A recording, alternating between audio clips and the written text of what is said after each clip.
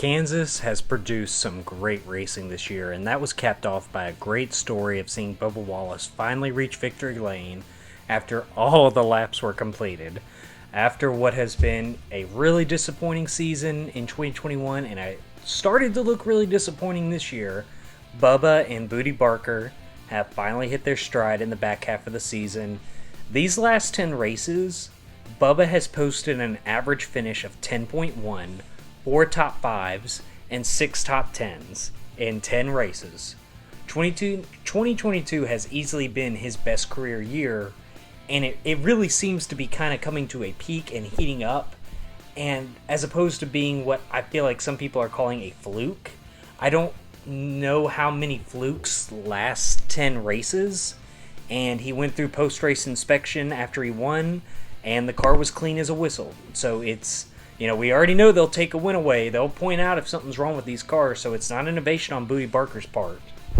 I don't think what we're seeing is a fluke. I think what we're seeing is the maturation and realization of a driver that never had phenom-level generational talent, but always had the ability to go and compete for top 10s and wins on a consistent basis. I think the biggest hurdle in Bubba is himself really realizing his potential was getting to his own head, and he was letting a lot of the talk and a lot of the pressure destroy his confidence. And confidence is a much bigger deal than I think we really give it credit for when it comes to a driver. Without confidence, a driver doesn't make half the moves that he needs to win. And without confidence, you can really get down on yourself, and it can put you in a pretty big hole like I think Bubba's been. And I'm not ready to say Bubba has the potential to be like a future champion or anything, but I think he has the talent to be in the Cup Series for a long time. And I think that the hate for him gets so overextended to a point where it just gets silly, and I think I need to address that before continuing, because it is kind of an elephant in the room. I know that talking about Bubba Wallace is bad for your health. I know that it opens my comment section to be a cesspool for racist, crude, ignorant, and just overall negative behavior. And while there's a part of me that doesn't even want to deal with it and not even make this video, he still is on a great hot streak. He just capped off his second win of his career. Like, he deserves to be talked about, and we can't be afraid to talk about him just because old white men are going to start a keyboard mob over it. Because that just gives them what they want, is not talking about a black man making history in a sport founded by southern white men who had many of their fundamentals rooted in racist thinking. We shouldn't ignore this fact. We should look at it as a testament to how far the sport has come. This is no longer the redneck sport, even if we are still having to fight the stereotype with some people.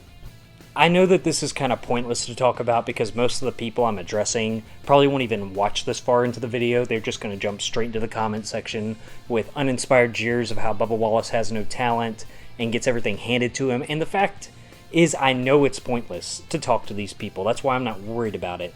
They have their beliefs rooted so deeply in a way of thinking that some random dude on YouTube isn't going to change their mind about anything. All I want to say is that if you actually watched Bubba Wallace through his career, you've seen the talent was there through his development. He has won truck races and contended for championships. He wasn't handed everything. In fact, he was close to being out of the sport multiple times. When Toyota released him, he jumped in with Roush and Xfinity and ran decent. He didn't blow doors off, but he was running better than most Roush guys in Roush equipment were at that time. And he lost sponsorship, and he was left floundering before Richard Petty brought him in to replace Eric Almirola, who had gotten injured. And just like he had done in Xfinity equipment with Roush Racing, he showed flashes of talent that would translate well to the top level. He was given a ride at Richard Petty Motorsports because Almirola was leaving with his Smithfield sponsorship, and Bubba was the best available driver for an underfunded team like that. And I mean, Bubba left Richard Petty Motorsports in a better place than when he started with it. And he would be inconsistent for sure, but with that equipment, he would make some impressive runs in horrible cars that made you think if he could just get into good equipment, it'd be really interesting to see what he could do. He finally got his chance in 2021, and to be bluntly honest, he did disappoint. Like, I will give the haters this. Like, he was not running as well as he should have, and if it wasn't for sponsors, his seat might have been hot. And there's nothing wrong with pointing that out. But where's that same energy for Eric Almirola, who only remains in decent equipment because of whatever blackmail he's got on Smithfield? Or Paul Menard, who literally had his entire career funded by his father? Or the Dillon brothers? I mean, not even Danica Patrick got this amount of hate. And she was the least talented of anyone I'm going to talk about in this video. Nobody in the history of this sport gets as many hateful comments and just vile treatment as Bubba Wallace. I mean, I had one guy in a video I made have the audacity to say Bubba Wallace is on the same level as Danica Patrick, and I'm sorry, but if you genuinely think that, you are an idiot. You shouldn't even have to look at the stats, but just so I can make sure this is laid out plainly for some poor souls, Patrick had only 7 top 10s in 191 starts, and championship contending Stewart-Haas racing equipment. 7 top 10s to her entire career. Bubba is now 100 on his 176th start and has 2 wins, 11 top 5s, and 20 top 10s.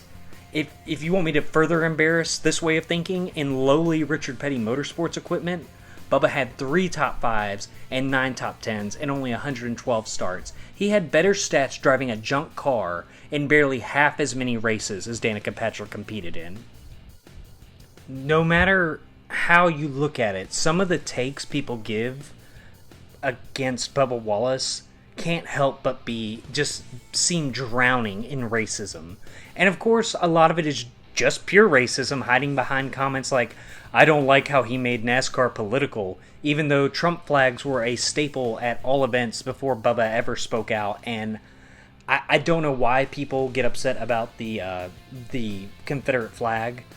It was a flag used in a war the South didn't even win that was fought to keep enslaving black men and women. I mean, I'm proud to be from the South, but I'm not ignorant enough to think that my ancestors weren't pieces of crap and waved that flag as a symbol of their side on a war trying to keep black men and women enslaved. I can be proud to be Southern without admiring what should be a shameful part of Southern history symbolized by that flag, or even just ugly Simply Southern shirts for that matter.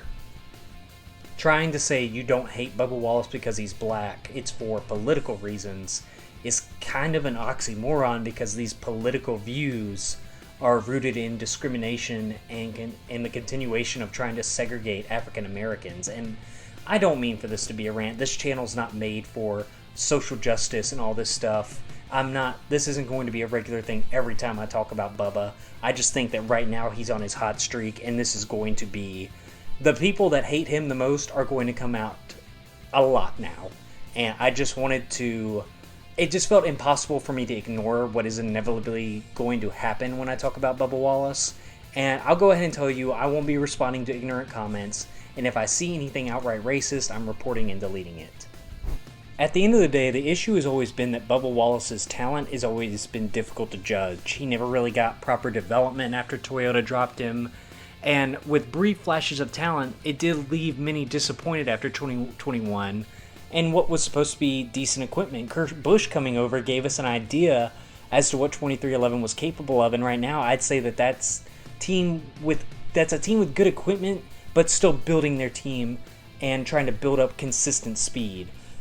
For sure, at the beginning of the year, Kurt was outperforming Bubba by a large margin, but since his unfortunate injury, Bubba has stepped up, and now his numbers are near identical to what Kurt was pushing. And I still think Kurt Busch was a championship caliber driver. I mean, that being said, I don't think Bubba is half of what prime Kurt Busch was. But even someone running at 44-year-old Kurt Busch pace is going to always have a ride and have a good career in NASCAR. Now, if Tyler Reddick comes over in 2023, I think he will probably outperform Bubba. I think Tyler Reddick is just a better talent.